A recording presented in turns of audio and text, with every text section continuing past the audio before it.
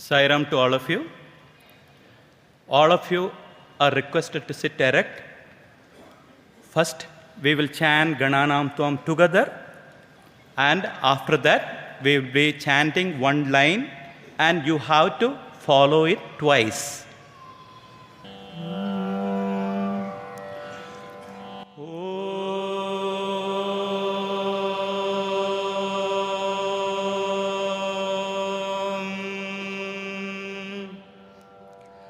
Shri Gurubhyo Namaha Harihi Om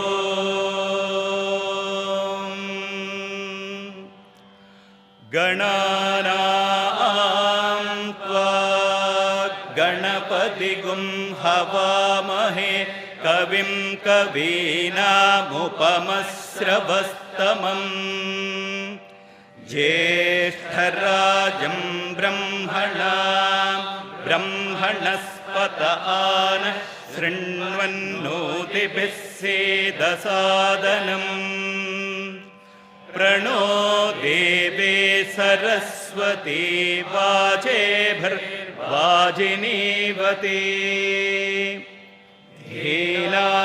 धीनामवित्रयवतु गणेशाय नमः सरस्वत्यै नमः श्रीगुरुभ्यो नमः हरिः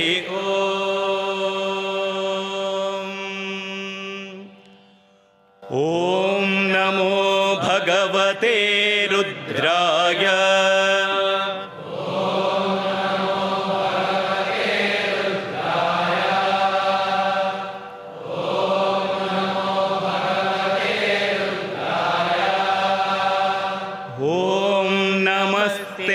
रुद्रमन्यव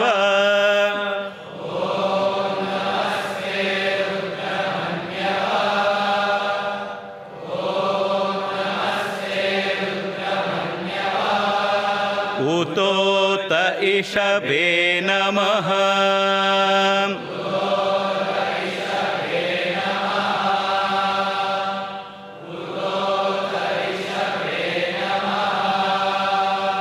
नमस्ते अस्तु धन्वने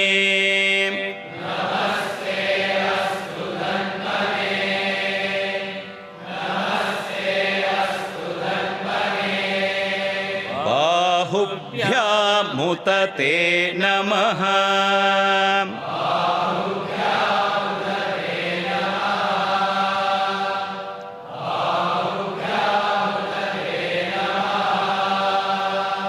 यात इषु शिवतमा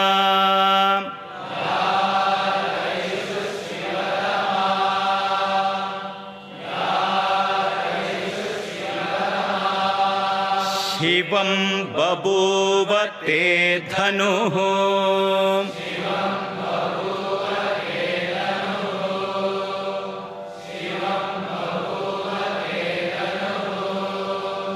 शिवा शरव्याया तव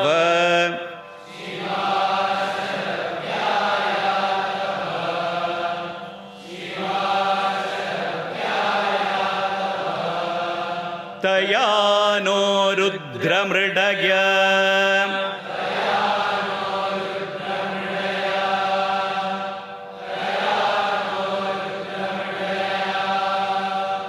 या ते रुद्रशिवा तनूः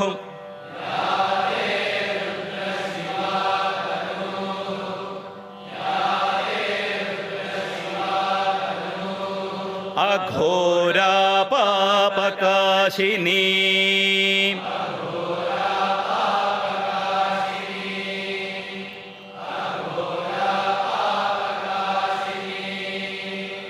तया नस्तनुभाषन्तमया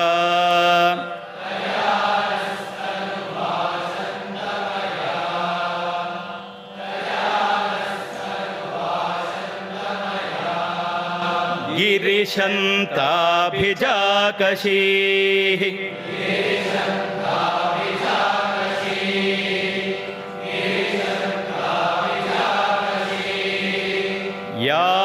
यामिषुं गिरिशं तहस्ते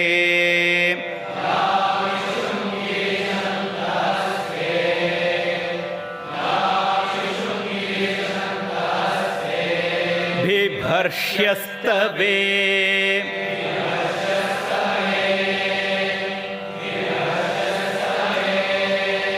शिवां गिरित्रतां कुरु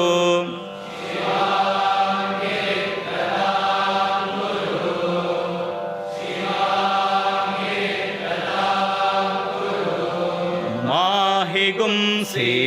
पुरुषं जगत्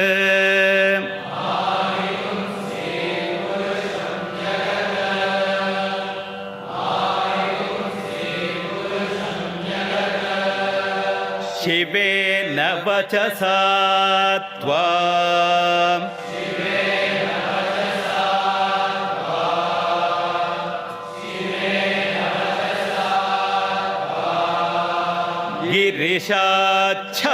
गिरिशाच्छावदामसि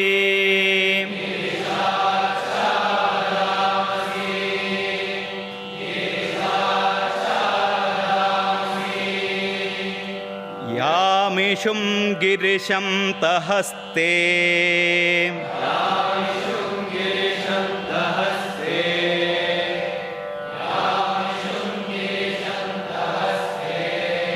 बिभर्ष्यस्तवे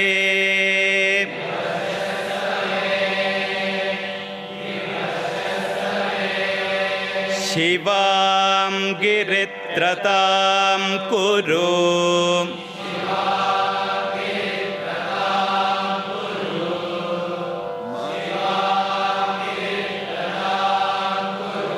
माहि गुंसि पुरुषं जगत्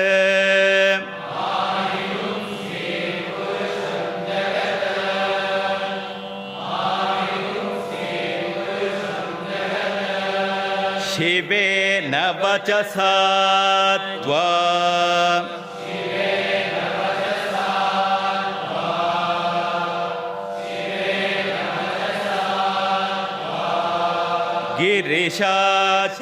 गिरिशाच्छावदामसि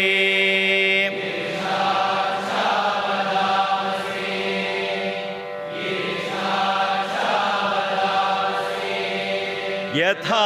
नः सर्वमिज्जगत्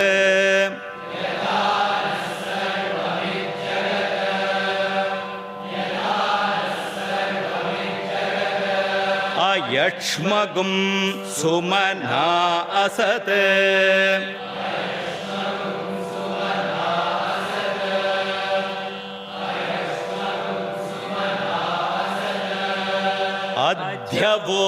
अध्यवोचदधिवक्ता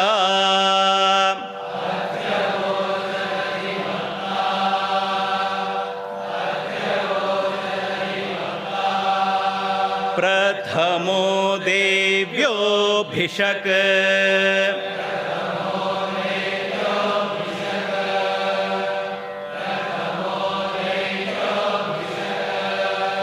अहीगुंश्च सर्वान्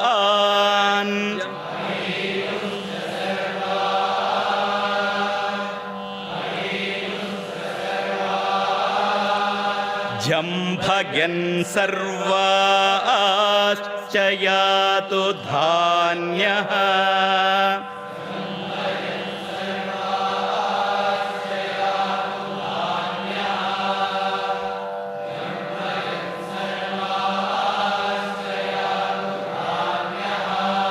असौ यस्ताम्रो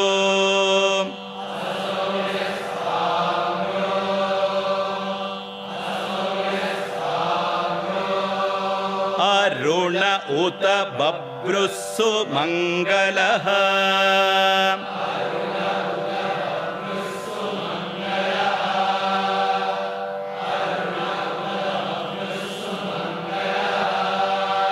ये क्षेमागुं रुद्रा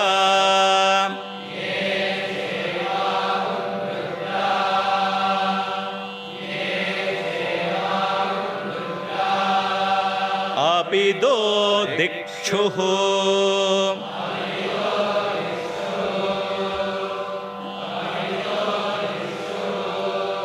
श्रिता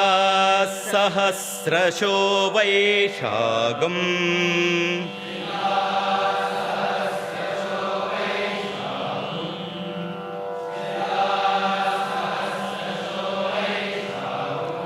हेड ईमहे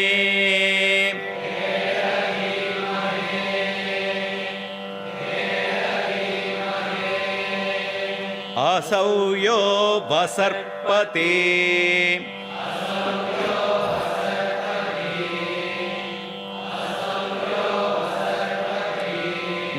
नीलग्रीवो विलोहितः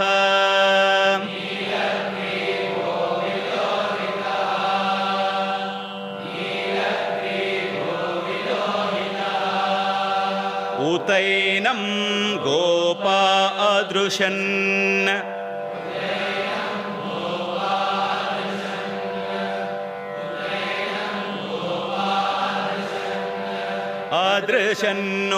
अदृशन्नुदहार्यः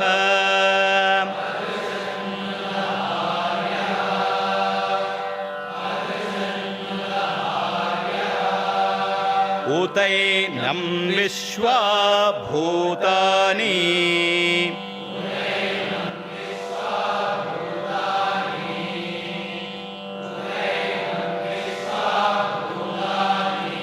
सदृष्टो मृडयातिनः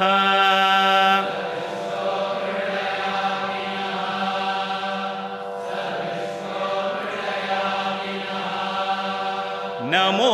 अस्तु नीलग्रीवाय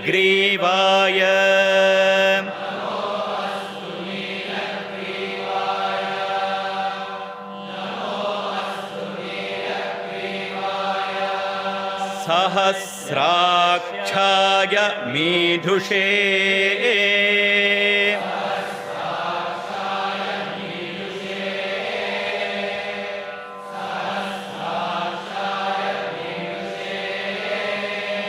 अथोगे अस्य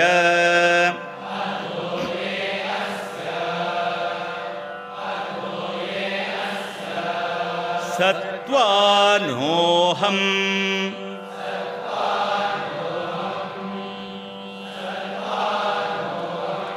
तेभ्यो करन्नमः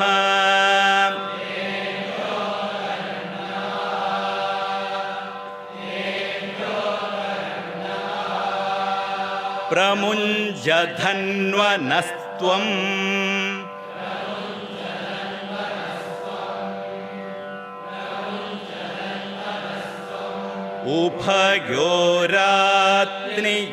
उभयोरात्नियोर्ज्याम्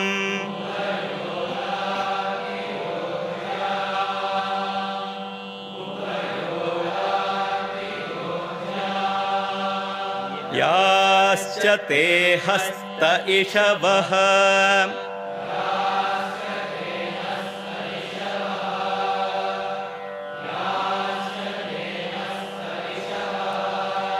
पराता भगवो वप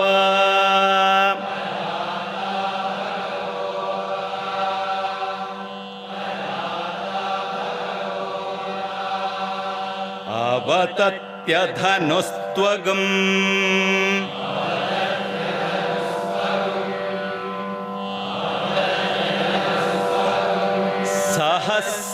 सहस्राक्षशते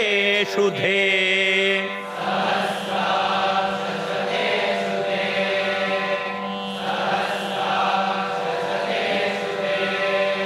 निशीर्य शल्यानां मुखा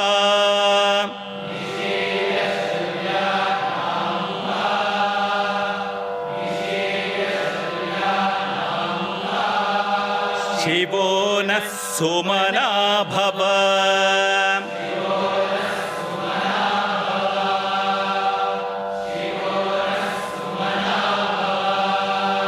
विद्यं धनुः कपर्दिनो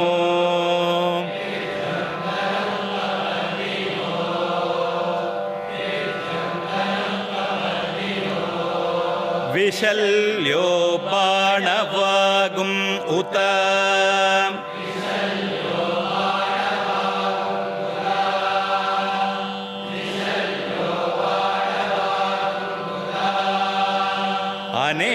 छन्नस्येषव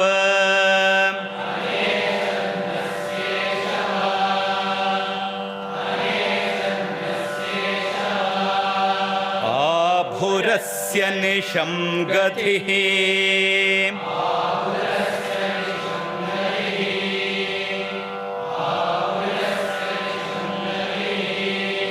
याते हेतिर्मेडुष्टम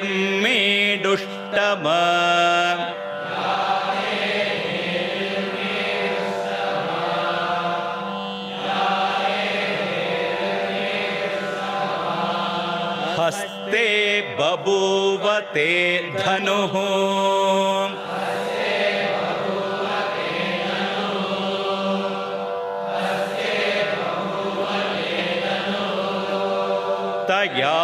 तयास्मान् विश्वत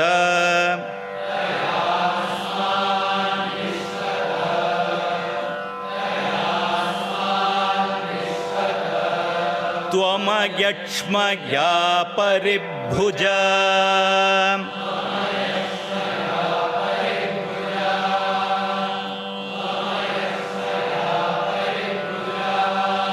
नमस्ते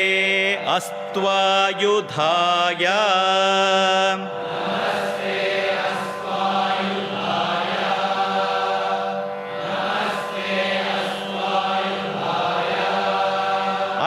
अनातताय धृष्णवे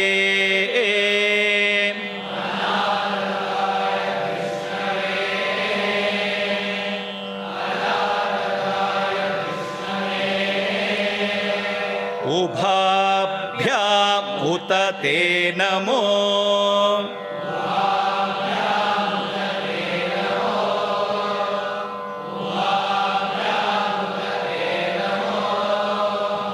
बाहुभ्यां तव धन्वने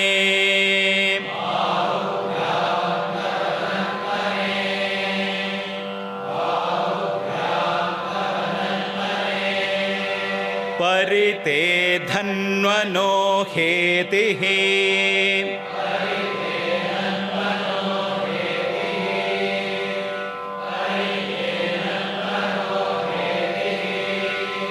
अस्मान् वृणक्तु विश्वतः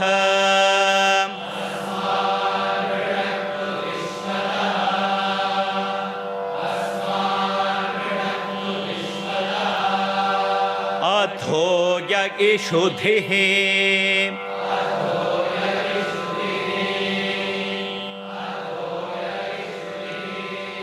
तवारे अस्मन्निधेहितम्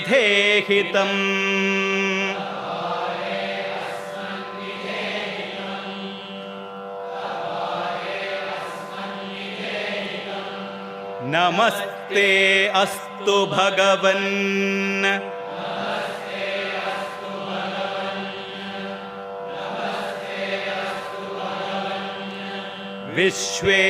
विश्वेश्वराय महादेवाय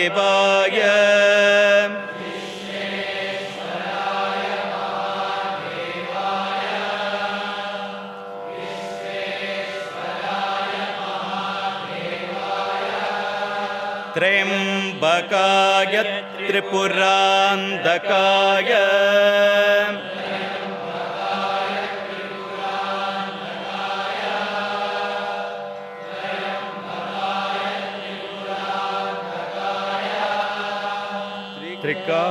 त्रिकाग्निकालाय कालाग्निरुद्राय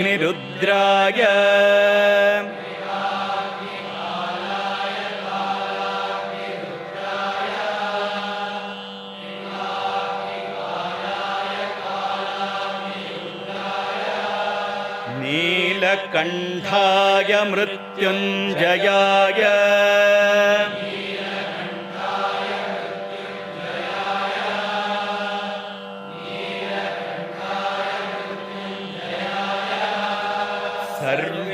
सर्वेश्वराय सदाशिवाय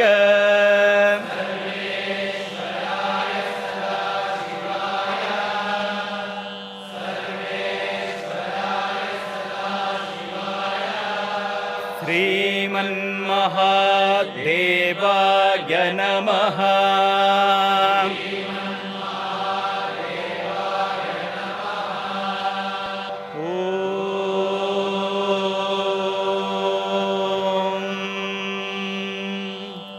ಶಾಂತಿ ಶಾಂತಿ ಶಾಂತಿ.